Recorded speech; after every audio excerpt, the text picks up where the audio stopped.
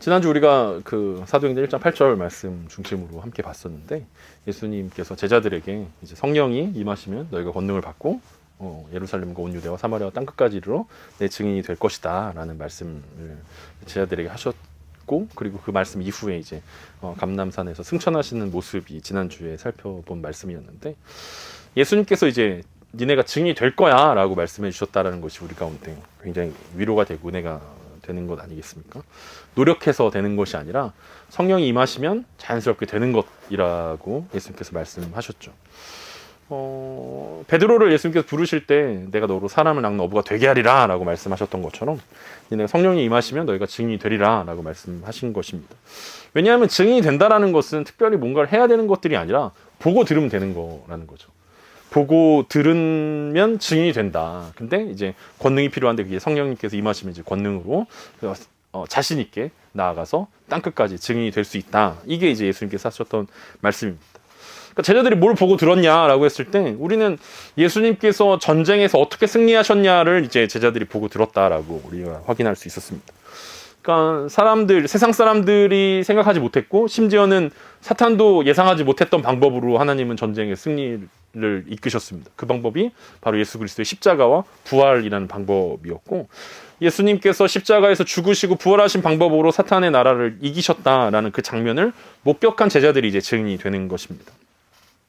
그 승리의 소식들을 이제 세계 방방곳곳에 전해야 되는 것이 증인된 제자들의 임무입니다. 왜냐하면 아직 나라가 바뀌었다라는 소식을 듣지 못한 사람들이 있기 때문에 그렇습니다. 그 소식을 모르기 때문에 옛 나라의 법으로 살고 있는 사람들, 자기의 소견에 오른 대로 살고 있는 사람들, 새로운 시대가 열렸고 새로운 왕이 나셨고 새로운 나라가 세워졌고 새로운 법이 생겼음에도 불구하고 여전히 예전 방식을 고수하고 예전의 법을 지키려고 하고 사탄의 백성인 줄 알고 살아가고 있는 사람들에게, 야, 이제 새로운 나라가 왔다. 그러니까 새로운 나라의 법을 우리가 지켜야 되고 새로운 나라의 새로운 방식으로 세상을 살아가야 된다라고 알려주는 사람들이 필요하다라는 것이 제자들의 임무라는 것을 우리가 확인했습니다. 그래서 증인들의 책임이 중요하다라는 것이 지난주의 말씀의 마무리였습니다. 우리가 1달란트, 2달란트, 5달란트 남긴 자, 가지고 있는 자들을 예로 들면서 이게 증인으로서 우리에게 맡겨진 임무다라는 것들을 우리 가운데 말씀하셨습니다. 아직 하나님의 나라를 모르는 사람들에게, 아직 하나님의 나라를 보지 못하고 듣지 못한 사람들에게 하나님의 나라를 알려줘야 하는 게 증인의 사명인 것입니다. 그리고 몰랐던 사람들은 이제 이 소식을 듣고 결정해야 하는 것입니다. 하나님 나라가 왔다라는 소식을 들으면서 자기가 어느 나라를 섬길 것인지, 어느 왕을 따라갈 것인지를 선택해야 하는 것이 이제 처음 소식을 듣은 사람들이 해야 하는 것입니다. 계속 예전의 방식을 고수하고 예전의 왕을 섬길 것인지, 아니면 새로운 방식으로 변화되고 새로운 왕을 섬길 것인지에 대해서 결정해야 하는 시간들이 오고 있다는 것입니다. 복음을 듣고 새로운 방식의 삶을 살아가지만 우리는 여전히 이 땅을 살아가고 있습니다. 그래서 우리는 새로운 방식 반, 예전의 방식 반, 그래서 반반을 고수하면서 세상을 살아갑니다. 그렇기 때문에 세상에서 증인으로 살아간다는 것이 쉽지 않은 것이 우리의 현실이라는 거죠. 우리가 그냥 새로운 방식으로 이게 새로운 나라야 라고 얘기하면서 새롭게 살아가면 사람들도 새로운 나라가 왔구나 라고 이해할 텐데, 반반으로 살아가고 있는 크리스찬들이 너무 많기 때문에 그래서 이런 문제들과 어려움들이 생긴다는 거죠. 진짜야? 진짜 하나님 나라가 온 게 맞아? 정말 하나님 나라가 왔어? 새로운 방식으로 살아가는 게 맞아? 라고 생각하는 마음들이 반반 들게 되어 있다는 것입니다. 우리가 학창 시절에 누구나 가지고 있었던 문제집이 있는데, 그것은 바로 수학의 정석이라는 책입니다. 진짜 모든 수험생들이, 학생들이 다 한 권씩은, 한두 권씩을 가지고 있었던 것이죠. 대부분 이 문제집을 가지고 있지만 처음부터 끝까지 다 푸는 사람은 별로 없는 것이 또 이 문제집의 굉장히 장점 아닌 장점이라고 볼 수 있습니다. 앞부분에 나오는 집합과 명제 부분만 풀다가 이 문제집을 그냥 장식용으로 쓰다가 끝낼 뿐이지, 처음부터 끝까지 다 풀었다, 모든 예제와 모든 연습 문제를 다 풀었다라고 하는 사람들은 별로 없는 것을 우리는 학창 시절을 통해서 확인해 볼 수 있습니다. 근데 이제 지겨워지면은 또 다른 문제집을 사는 거죠. 나는 개념 원리를 풀어야겠다. 나는 다른 걸 풀어야겠다. 이렇게 하면서, 하지만 그 문제집들도 다 앞에 초반만 풀다가 끝나는 것이 우리의 삶인데, 기도에 관한 것도 이 수학의 정석과 같은 문제가 있지 않을까라는 생각들을 합니다. 교회 다니는데 기도 안 하는 사람 여러분 들어본 적 있습니까? 네. 간혹 있긴 하겠지만 그래도 최소한 교회를 다닌다라고 이야기하면 예수님의 자녀라고 이야기하면 아주 최소한의 기도는 하지 않습니까? 밥 먹을 때라도 하지 않겠습니까? 잠자기 전이라도 조금이라도 기도할 텐데 약간 이것이 집합과 명제 같은 부분들 아닐까. 조금 깔짝은 되지만 끝까지 해본 적은 없는, 끝까지 완수해본 적은 없는. 그래서 내 기도 좀 해봤는데 별다를 게 없더라. 내 기도해봤는데 특별히 좋은 걸 잘 모르겠더라. 나 기도해봤는데 특별한 효험? 어떤 효능이 뭔지 잘 모르겠더라. 그냥 좀 해봤다라는 수준의 것에 머물러 있는 것이 좀 기도 생활 아닐까라는 생각들을 합니다. 오늘 초대교회 성도들이 어떻게 기도했는지 우리가 함께 오늘 본문을 통해서 살펴보게 될 것인데 우리의 삶에 대입해보는 일들이 필요하지 않을까라는 생각들을 합니다. 왜냐하면 같은 공식으로 문제를 풀었다면 답도 당연히 같아야 되는 것 아니겠습니까? 그러니까 초대교회 성도들이 풀었던 기도의 공식들을 우리의 삶 가운데 대입해서 과연 우리의 삶에도 이 문제들이 그리고 이 기도의 문제들이 해결이 되는지 그리고 그 기도의 문제를 풀었을 때 어떻게 해결이 되는지를 우리가 같이 대입해 보면서 이제는 그 초반에만 풀고 있는 어떤 수학의 정석과 같은 문제집이 아니라 기도가 우리의 삶 가운데 정말 초대교회 성도들의 전부였던 것처럼 우리의 삶 가운데도 전부가 될 수 있는 이야기가 될 수 있었으면 좋겠습니다. 오늘 본문은 원래는 26절까지 한 번에 봐야 되긴 하겠지만 시간 관계상 다음 주와 이번 주 두 번에 걸쳐서 나눠서 보도록 하겠습니다. 먼저 오늘 본문 12절부터 14절까지 보겠습니다. 제자들이 감람원이라 하는 산으로부터 예루살렘에 돌아오니 이 산 예루살렘에서 가까워 안식일에 가기 알맞은 길이라. 들어가 그들이 유하는 다락방으로 올라가니 베드로, 요한, 야고보, 안드레와 빌립, 도마와 바돌로메, 마테와 및 알페오의 아들 야고보, 셀롯인 시몬, 야고보의 아들 유다가 다 거기 있어 여자들과 예수의 어머니 마리아와 예수의 아우들과 더불어 마음을 같이하여 오로지 기도에 힘쓰더라. 지난주에 감람산에서 예수님께서 승천하시는 것을 보고 있었던 제자들을 향하여서 두 명의 천사가 등장해서 보고만 있지 말고 이제 가서 너희들 할 일을 하라고 이제 천사들이 이야기하지 않았습니까? 왜냐하면 예수님은 가신 그대로 오실 것이기 때문에 그냥 보고만 있지 말고 이제 너희들이 가서 해야 할 일들을 해라라고 권면한 것입니다. 그리고 그 말씀을 듣고 제자들은 예루살렘으로 돌아왔습니다. 굳이 안식일에 가기 알맞은 길이라고 표현한 이유는 모르겠지만 거리상 감람원과 이제 예루살렘은 약 1km 정도 내외로 떨어져 있었기 때문에 안식일에도 충분히 이동 가능한 거리였다라는 것을 누가가 설명하고 있습니다. 왜 굳이 이 얘기를 넣는지는 잘 모르겠습니다. 어쨌든 가까웠다 이 정도고 안식일에도 감람산과 예루살렘은 왔다 갔다 할 수 있는 거리다 이 정도를 언급하고 있습니다. 감람산에서는 이제 예수님과 여러 가지 추억들이 있었는데 그 중에 아마 베드로와 야고보와 요한은 이제 예수님과 마지막 기도 시간이 그들에게 가장 깊은 추억이 아니었겠습니까? 마지막 이제 겟세마네 동산이라고 이야기하는데 감람산 끝자락에 있는 게 겟세마네 동산이에요. 그러니까 산 안에 있는 거니까 겟세마네라는 그 예수님 마지막 기도하셨던 그곳이 같은 장소였다라는 거죠. 그래서 아마 그들에게는 예수님과 마지막으로 기도했던 그 시간이 떠오르지 않았을까라고 생각되어집니다. 그리고 거기서 돌아와서 예루살렘에 그들이 머물던 다락방으로 올라갔습니다. 이곳이 사도행전 2장에 나오는 마가의 다락방인지 우리는 확인해 볼 수는 없지만 전통적으로는 학자들이 그렇게 보고 있습니다. 왜냐하면 예루살렘 가정집 안에 120명이 모일 수 있는 장소가 그렇게 흔했을까라는 생각들로 합리적으로 우리가 추론하다 보면 같은 마가의 다락방으로 보는 것이 좋지 않을까라고 생각합니다. 그리고 이어서 누가는 뭐라고 이야기하냐면 누가복음에 언급했던 12사도의 이름 중에 가룟 유다를 제외한 11명의 이름을 똑같이 나열합니다. 순서가 약간 다릅니다. 그리고 이름은 같지만 순서만 약간 다르게 해서 11명의 이름들을 이야기합니다. 그리고 거기에 이제 더해서 그 장소에는 여자들도 있었고 예수의 어머니 마리아와 예수의 아우들도 있었다라고 기록하고 있습니다. 예수님이 한창 갈릴리에서 사역하실 때 예수님의 친족들이 와가지고 예수님 미쳤다라고 이야기하고 데리고 가려고 했었던 것들이 바로 엊그제 같은 일들이었는데 이제 예수님을 구원자로 믿고 제자 그룹에 합류한 것이다라고 보여주고 있습니다. 왜냐하면 고린도전서 15장에 가면은 바울이 이제 부활하신 예수님께서 누구누구에게 나타나셨는지를 설명하면서 예수의 동생 야고보에게 나타나셨다라고 이야기하는데 예수님이 부활하신 것을 야고보가 보게 되었고 예수님을 만난 이후에 이제 제자 그룹에 합류하게 되었고 이제 사도행전에 계속 가다 보면 예루살렘 교회의 지도자가 되는 장면까지 등장합니다. 그리고 이제 우리가 보고 있는 신약 성경의 야고보서가 바로 예수님의 동생 야고보가 쓴 것이고, 유다서는 예수님의 동생 유다가 쓴 글이기도 합니다. 그리고 많은 여자들이 처음부터 함께하고 있다라고 누가가 기록하고 있습니다. 그러니까 누가복음을 중심으로 보면 누가의 관심은 늘 여인들에게 있었고, 사회적 약자들, 그리고 기도, 그리고 성령, 이것들을 중심으로 누가복음을 기록하고 있는데, 그것이 사도행전에서도 그대로 이어지고 있습니다. 그래서 오늘 말씀을 보면서 누가복음을 이제 비교하면서 보게 될 것입니다.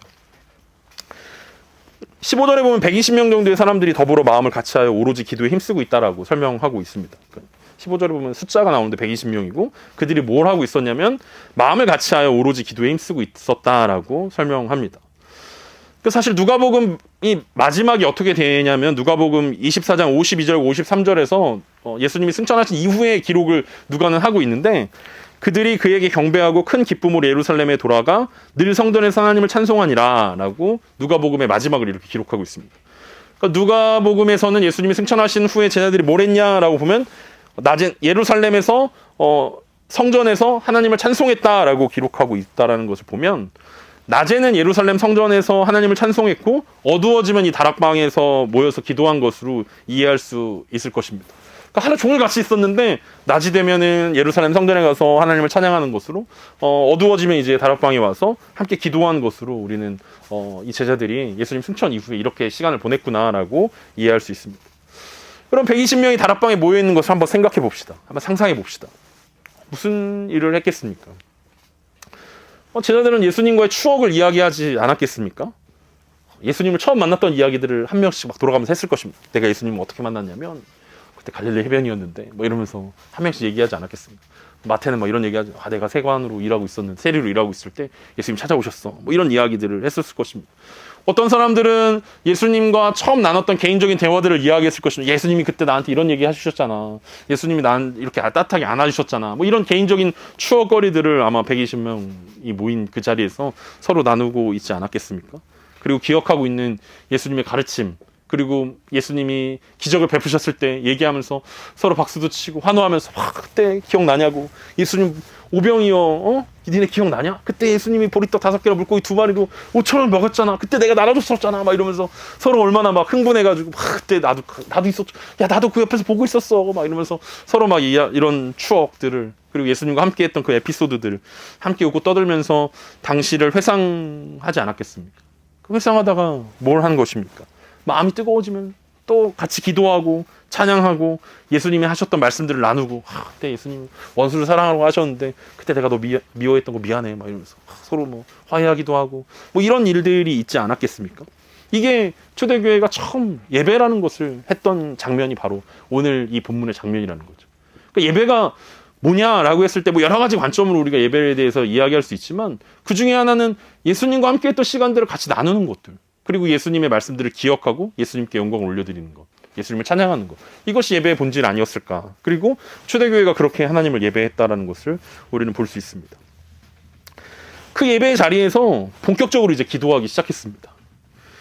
여러분, 놀라운 것은 복음서에서는 한 번도 제자들이 기도했다라는 얘기가 나오지 않습니다. 기도를 가르쳐달라고 이야기하기도 하고, 혹은 예수님 어떻게 하면 우리가 이런 능력이 발휘할 수 있습니까? 라고 했을 때 예수님이 기도 외에는 안 된다라고 얘기해 주시기도 하고, 앞에서 얘기했던 것처럼 베드로와 야고보와 요한이 마지막 예수님께서 겟세마네 동산에서 기도하실 때 끝까지 예수님을 외면했던, 그런 예수님 졸지 말고 기도하라고 그랬는데 졸고 기도하지 않았던 그런 모습들을 우리가 기억하는데, 이제 드디어 사도행전에서는 제자들이 기도하기 시작했다라는 거예요. 그리고 놀랍게도 기도하면서 제자들이 바뀌기 시작했다라는 것을 우리는 확인해 볼 수 있습니다. 예수님 승천 이후로 이제 제자들이 기도하기 시작한 것입니다. 여러분, 그들의 기도 제목은 뭐였겠습니까? 그들의 기도 제목은 예수님께서 말씀하셨던 하나님이 약속하신 성령님을 보내주시는 것, 이게 제자들의 기도 제목이었고, 또 하나 기도 제목은 12명의 사도 중에 탈락한 가룟 유다를 대신할 사람을 세우는 것, 이게 또 하나의 기도 제목이었습니다. 그러니까 두 가지 기도 제목, 성령님이 오실 때까지 기다려라 하는 예수님의 말씀을 기억하면서 성령님이 오실 때까지 기도하는 것, 그리고 기다리면서 기도하는 것, 그리고 또 하나는 탈락한 한 명의 사도인 가룟 유다를 대신할 사람을 세우는 것, 이것이 이제 제자들의 기도 제목이었다는 것입니다. 예수님은 예수님을 따르는 많은 제자 중에서 12명을 따로 세우셨습니다. 그리고 그들을 사도라고 부르셨습니다. 12사도는 구약의 이스라엘의 12지파의 상징이었기 때문에, 그리고 요한계시록 가면 12장로가 나오기도 합니다. 그래서 12사도를 선택하는데 예수님은 굉장히 신중하셨습니다. 얼마나 신중하셨냐면 12사도를 선택하기 전에 예수님은 간절히 기도하셨습니다. 한번 찾아봐야 되는데 누가복음 6장 12절에서 16절까지 보면 예수님이 얼마나 힘들게 12사도를 선택하셨는지가 나옵니다. 제가 싫었는지 모르겠는데 제가 읽어드리면, 이때 예수께서 기도하시러 산으로 가사 밤이 새도록 하나님께 기도하시고 밝음에 그 제자들을 부르사 그 중에서 12를 택하여 사도라 칭하셨으니 곧 베드로라고도 이름을 주신 시몬과 하면서 12명의 이름들이 쭉 이렇게 등장합니다. 그러니까 예수님께서 12사도를 세우기 전에 어떻게 하셨냐면 밤이 새도록 기도하셨다라는 거예요. 그러니까 제자들이 가룟 유다를 대신해서 이 사도를 대신할 사도를 세우면서 이들이 했던 것이 무엇이냐면 밤이 새도록 기도했다라는 거죠. 예수님이 밤새도록 기도해서 12사도를 세우셨던 것처럼 제자들도 똑같은 방법으로 이 한 명의 사도를 세우기 위해서 기도했다라는 것입니다. 그러니까 이 본문을 보면서 이렇게 중요한 일인데 예수님 왜 안 세워놓고 가셨을까? 이 생각이 들지 않습니까? 이렇게 중요한 문제인데, 이렇게 중요한 일인데 예수님이 밤이 새도록 기도하셔서 12명을 결정하셨을 정도로 진짜 중요한 문제인데 굳이 미리 세워놓고 가시면 편했을 텐데 왜 제자들에게 맡기셨을까라는 생각이 들었지만, 어쩌면 제자들이 이제부터 기도해야 된다는 것들을 보여주기 위해서 일부러 안 세우고 가시진 않았을까라는 생각들을 하게 됩니다. 물론 정확한 이유는 우리가 알 수 없지만 부활하시고 41일 동안 제자들과 함께 하시면서 예수님이 승천하시고 난 뒤에 제자들에게 니네가 이제 해야 될 일이 있어 라고 이야기하시면서 아마 이것들을 언급하지 않으셨을까. 가룟 유다를 대신할 사도를 세워야 된다. 이게 첫 번째 사명이다 라고 예수님이 말씀해 주시지 않았을까. 이게 무엇보다 먼저 해야 되는 일이야 라고 말씀해 주지 않았을까 라고 생각하게 됩니다. 120명이 모인 이 첫 기도회에서 우리는 기도의 이 정석이 무엇인지 확인해 볼 수 있습니다. 오늘 누가가 기록한 이 14절의 말씀처럼 더불어 마음을 같이하여 오로지 기도에 힘쓰더라. 이것이 첫 번째 기도회였고, 이 기도회에서 어떤 것이 기도의 정석인지 우리에게 알려주고 있다라고 이해할 수 있습니다. 첫 번째는 뭐냐면 기도할 때 더불어 마음을 같이 해야 된다는 것입니다. 너무 쉬운 이야기라서 여러분 뭐 이런 게 다 있어, 이게 무슨 정석이야 라고 이야기할 수 있는데, 여러분 수학의 정석도 마찬가지입니다. 공식만 보면 뭐야 이게 뭐가 중요해 라고 생각할 수 있습니다. 근데 이게 정말 중요한 문제이기 때문에 기록하고 있다는 거죠. 여러분, 한 마음으로 기도한다라는 것이 사실은 쉽지 않다라는 것을 우리는 본능적으로 알고 있습니다. 한 마음이라는 거. 그러니까 기도한다라는 것은 우리가 뭐 다 같이 기도합시다라고 했을 때 기도할 수 있습니다. 근데 한 마음으로 기도한다라는 것은 사실 성령님께서 일하시지 않으면 쉽지 않은 문제라는 거죠. 왜냐하면 이것은 단순히 같이 기도했다라는 것을 넘어서 그들이 기도하고 있는 일에 일치되어 있었다라는 것을 의미하고 있기 때문에 그렇습니다. 각각의 기도 제목이었다라면 한 마음으로 기도했다라고 이야기하지 않았을 거예요. 그들의 안전과 안녕과 행복과 부와 명예를 위해서 한 마음으로 기도했습니다. 이해가 안 되잖아요. 말이 안 되는 것입니다. 각자의 기도 제목이 있었는데 누구는 병 낫기를 위해서 기도했고, 누구는 뭐 가족의 안전을 위해서 기도했고, 누구는 뭐 행복을 위해서 기도했고, 비전을 위해서 기도했고, 이랬으면 한 마음으로 기도했다라고 이야기할 수 없을 것이다라는 거죠. 한 마음 혹은 한 가지 목적으로 기도했다라는 것이 이제 한 마음으로 기도했다라는 건데, 그들을 한 마음으로 묶을 수 있었던 것이 무엇이었냐라고 우리는 이야기해봐야 된다는 거죠. 무엇이었냐라고 했을 때 그들을 하나로 묶을 수 있었던 것은 그들의 기도의 목적이 하나였다라는 것을 분명하게 증명하는 것입니다. 예수님과 하나님 나라의 증인됨, 그리고 그 증인됨을 위한 성령님이 그들의 기도 제목이었다는 거죠. 그들이 한 가지 목표를 가지고 있었고, 그것이 더불어 마음을 같이하게 하는 원동력이었습니다. 우리가 이 기도의 정석에서 잊고 있는 한 가지가 바로 이 부분일 것입니다. 각자 자신의 유익을 위해서, 나의 만족과 유익을 위해서 같이 기도합시다 라고 이야기한다면 사실은 우리가 한 마음으로 기도할 필요가 없을 것이고, 한 마음으로 기도할 수도 없을 것입니다. 하지만 우리가 기도해야 되는 제목이 하나가 있는데, 그게 무엇이냐면 하나님의 나라와 부흥을 위한 기도를 우리가 합시다 라고 이야기한다면 우리는 하나가 될 수 있을 것입니다. 각자의 삶 가운데 어떻게 임하는 모습일지는 우리가 알지 못하지만 하나님의 나라를 위해서 한 마음으로 기도하는 것이 중요하고 필요한 기도 제목이라는 거죠. 이 기도의 정석에서 첫 번째가 기도 제목에 대한 문제들이었다면 두 번째는 기도의 방법에 대한 이야기입니다. 두 번째로 이 기도의 정석에서 제자들이 보여주고 있는 모습들은 그들은 오로지 기도에 힘썼다라고 말씀하고 있습니다. 힘쓰다라는 말은 계속한다, 고집한다, 독실하다라는 뜻을 가지고 있습니다. 여러분, 기도에 고집 부려보신 적 있습니까? 야, 그만 기도해. 아니야, 나 더 기도해야 돼. 아직 부족해. 더 기도해야 돼. 여러분, 기도에 고집 부려본 적 있습니까? 야, 기도 말고 딴 거부터 해. 라면 아니야, 기도로 승부를 봐야 돼. 이렇게 여러분 얘기해 본 적 있습니까? 제자들이 했던 방법, 힘쓰다라는 것이 고집 부리다라, 기도에 고집을 부렸다라는 거죠. 계속해서 기도했다라는 뜻이고, 기도에 독실했다라는 뜻이기도 하다라는 거죠. 그러니까 쉬운 말로 끈질기게 기도했다라는 것입니다. 우리의 기도와 제자들의 기도가 다른 점이 이 부분 아닙니까? 우리도 하죠, 기도. 하나님의 나라 구하죠. 부흥도 구하죠. 근데 되면 좋고 안 되면 말고. 그런데 제자들은 끈질기게 기도했다라는 거죠. 예수님께서 말씀하신 성령님이 오실 때까지 기다리라는 그 약속의 말씀을 의지해서 부지런히 끈질기게 기도했다라는 것을 누가는 오로지 기도에 힘썼다라고 표현하고 있습니다. 앞에서 말한 대로 낮에는 성전에 가서 기도하고 밤에는 다락방에 모여서 끈질기게 기도했다라는 것입니다. 우리의 기도가 바뀌지 않고 우리의 기도가 늘지 않는 이유가 여기 있지 않겠습니까? 기도의 제목도 물론 문제죠. 기도의 제목도 하나님의 나라를 구했던 제자들과 우리는 개인의 안전과 유익을 위하는 이 기도의 제목도 문제이긴 하지만 더 큰 문제는 기도의 방법이 문제라는 것입니다. 끝까지 기도하려고 하지 않는다라는 거죠. 기도를 고집하려고 하지 않는다라는 거죠. 끈질기게 기도하려고 하지 않는다라는 것입니다. 이 말씀을 보면서 저와 우리 교회의 상황 가운데 어떻게 적용할 수 있을까를 생각해 보면서 이게 딱 필요한 말씀 아닐까. 우리의 모습이 이런 것들이 아닐까. 우리는 굉장히 합리적이고 이성적이고 말씀을 연구하고 말씀도 우리가 꽤 열심히 공부하고 막 이러면서 우리가 지적인 부분들을 많이 채워갔고 또 바른 신학 가운데서 바르게 신앙생활 하려고 노력하고 있는데 그중에 가장 중요한 이 핵심이 빠져 있는 건 아닌가. 바로 기도라는 이 핵심이 빠져 있는 건 아닌가. 제자들이 복음서의 제자들과 사도행전의 제자들을 분명하게 갈랐던 것은 어떤 지적인 능력이나 말씀이 아니라 그 안에 기도였다라는 거죠. 기도 이전의 제자들과 기도 이후의 제자들은 완전히 달라졌던 것처럼 우리의 삶 가운데도 이런 기도가 필요한 것들 아닌가라는 생각들을 합니다. 왜냐하면 우리는 코로나 시기에 우리가 교회를 시작했기 때문에 코로나 때문이야 라고 우리는 이렇게 자연스럽게 이제 시간을 보낼 수 있었습니다. 이제 코로나가 좀 잠잠해지고 있는데 우리는 다락방이 없어. 개척교회니까. 이렇게 우리는 또 자연스럽게 또 넘어가고 있습니다. 그래서 우리는 함께 모여서 밤이나 낮이나 기도할 수 있는 장소도 없고 또 코로나 시절이기도 하고 우리는 사람이 몇 명 없기도 하고 120명이었으면 했을 텐데 그렇죠? 120명이었으면 우리가 했을 텐데 여러 가지 이제 안 되는 이게 성경의 상황들과 우리와 다른 점들을 찾다 보면은 결국에는 안 되는 문제들을 계속해서 우리는 발견하게 될 것입니다. 그런데 성경은 오늘 우리 가운데 그것들을 뛰어넘어서 기도의 제목과 기도의 방법이 이 초대교회 성도들과 하나 되어올 것들을 우리 가운데 요청하고 있다는 거죠. 그래야만 기도의 역사가 일어나는 것이고 그것이 기도의 정석이라고 오늘 우리 가운데 이야기하고 있습니다. 말씀에 비춰서 여러분의 기도의 제목들을 점검해 보시기 바랍니다.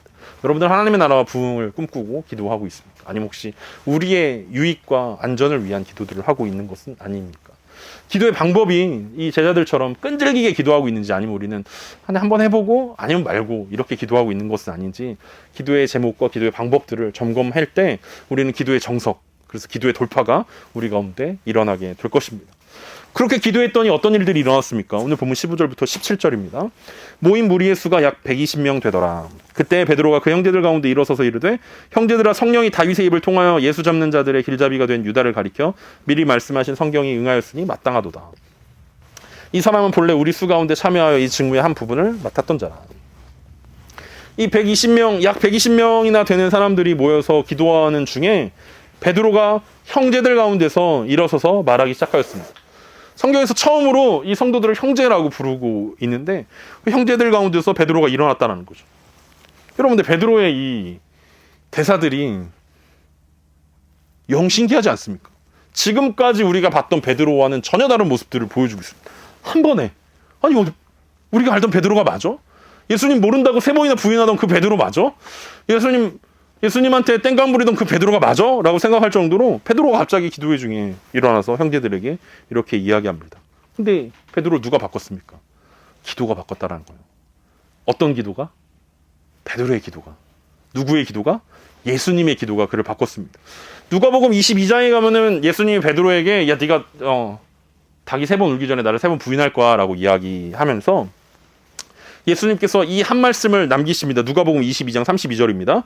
그러나 내가 너를 위하여 내 믿음이 떨어지지 않기를 기도하였노니 너는 돌이킨 후에 내 형제를 굳게 하라. 그러니까 예수님께서 네가 날 배신할 거야. 근데 베드로가 예수님 제가 죽을지언도 절대 그런 일 없습니다. 근데 예수님 아니야 진짜 네가 나를 배신할 거야 라고 이야기하면서 한 말씀을 덧붙였는데 네 믿음이 떨어지지 않기를 위해서 내가 기도하고 있다. 그리고 너는 돌이킨 후에 내 형제를 굳게 해라. 바로 이 장면이 예수님의 기도가 응답되는 장면 아니겠습니까? 베드로가 뜬금없이 갑자기 일어나서 구약의 말씀들을 막 인용하면서 형제들에게 이야기합니다. 야, 가룟 유다가 예수님을 배신하게 된 거, 우리를 배신하고 예수님을 군인들에게 넘겨준 거, 그거 다 다윗을 통해서 말씀에 있던 예언들이 응하게 된 것이야 라고 베드로답지 않은 놀라운 이야기들을 하는 것, 이게 바로 예수님의 기도가 오늘 응답되고 있다는 것을 우리 가운데 보여주고 있습니다. 그렇게 베드로는 형제들을 강하게 합니다. 그것도 성령이 다윗의 입을 통하여 하신 말씀이라고 분명하게 말씀하고 있습니다. 그냥 다윗의 말도 아니고 이 구약 성경이 성령님께서 다윗의 입술을 통해서 고백한 것이야, 말씀하신 것이야 라고 이야기합니다. 유다의 배신이 충격적인 이야기였긴 하지만 그것은 성경의 예언대로 되어진 것이다라고 베드로가 해석해 줍니다. 이것이 기도의 정석대로 기도했더니 일어나는 일들 가운데 굉장히 중요한 효과 중에 하나입니다. 기도하지 않으면 과거는 흘러간 과거일 뿐입니다. 이해되지 않고 넘어갈 뿐입니다. 물론 기도한다고 해서 모든 과거가 다 해석되어지고 모든 것들이 다 연결되어지는 것들은 아니지만 기도하지 않으면 아무것도 이해되지 않는다라는 것입니다. 우리는 워낙 베드로보다 믿음이 뛰어나기 때문에 모든 것이 합력하여 선을 이루는 삶입니다라고 이야기하고 그냥 지나갑니다. 왜 그렇게 이야기하냐면 기도하지 않았기 때문에 그냥 합력해서 선을 이룬다라고 이야기합니다. 해석되지 않고 이해되지 않지만 선입니다라고 덮어놓고 넘어가지만 베드로는 기도했던 이해가 됐다라는 거예요.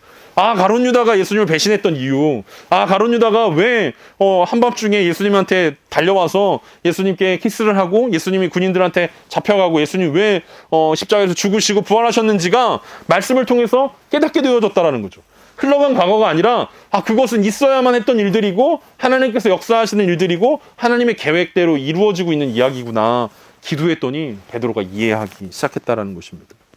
그리고 단순히 과거 이야기에서 끝나는 것이 아니라 현재 하나님께서 우리를 어떻게 인도하고 계신지, 그리고 하나님께서 우리를 어디로 부르고 계신지, 미래에 대한 이야기까지도 모두 기도와 연결되어 있다는 것을 베드로가 이야기하고 있다는 거죠.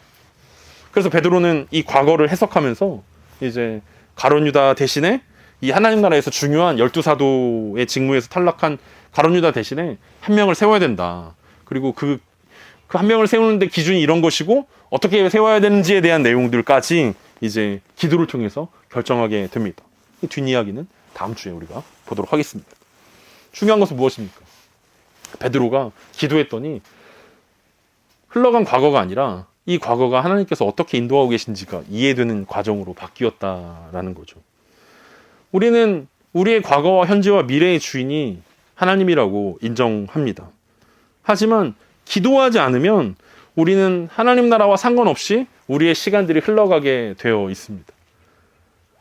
하나님께서 주인이라고 인정한다면 우리는 기도를 통해서 우리의 과거가 어떤 의미였는지, 그리고 하나님께서 우리를 어디로 이끌고 계신지, 그리고 하나님이 우리를 부르시는 그 부르심이 어디에 있는지 하나님 나라의 관점으로 우리의 인생을 해석할 수 있어야 된다는 거죠. 그러니까 기도를 통해서 우리가 하고 있는 일들은 하나님 내가 이것이 필요합니다. 내가 이게 됐으면 좋겠습니다. 내가 성공했으면 좋겠습니다. 라고 간구하고 있는 것들 뿐인데 사실은 하나님의 나라의 관점으로 기도한다라는 것은 하나님의 나라가 우리의 삶 가운데 어떤 과거와 어떤 현재와 어떤 미래를 가지고 오는지 볼 수 있는 것이 바로 기도의 효과라고 우리는 오늘 성경을 통해서 볼 수 있습니다. 기도하지 않기 때문에 현실에 함몰되는 것입니다. 기도하지 않기 때문에 우리는 미래를 함부로 결정하는 것입니다. 기도하지 않기 때문에 우리는 과거의 결정에 책임을 지지 않는 것입니다. 기도해야만 과거가 이해가 되고, 기도해야만 지금 우리의 부르심이 어디 있는지 알게 되고, 기도해야만 우리를 어디로 이끌고 계신지 알게 될 것입니다. 누가복음 18장 1절에서 예수님은 그들에게 항상 기도하고 낙심하지 말아야 될 것들을 요청하셨습니다. 제자들에게 항상 기도하고 낙심하지 말아야 된다라고 강조하십니다.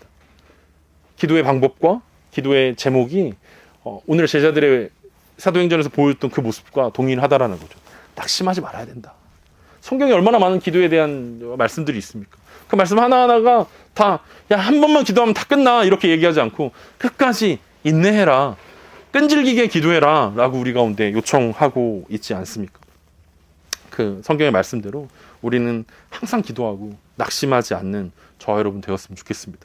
그래서 우리가 기도의 정석을 보여줬던 이 사도행전의 제자들의 모습처럼 우리의 삶의 기도의 제목들이 바뀌게 되고 기도의 방법들이 바뀌게 돼서 우리의 과거, 현재와 미래가 이해되어지고 하나님 나라를 향해서 하나님께서 우리를 어디로 이끌고 계신지 그 어느 지점에 우리가 있기를 원하시는지 하나님의 뜻이 어떻게 우리의 삶 가운데 이어지게 되는지 우리가 이해하고 우리가 기도하고 우리가 하나님 나라를 향해 달려가는 저와 여러분 되었으면 좋겠습니다.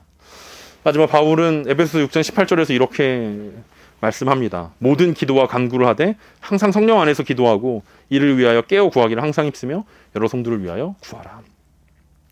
제자들의 기도를 보았던 바울의 고백이기도 하고 우리를 향한 바울의 요청이기도 합니다. 모든 기도와 간구를 하는 것입니다. 성령 안에서 기도하는 것입니다.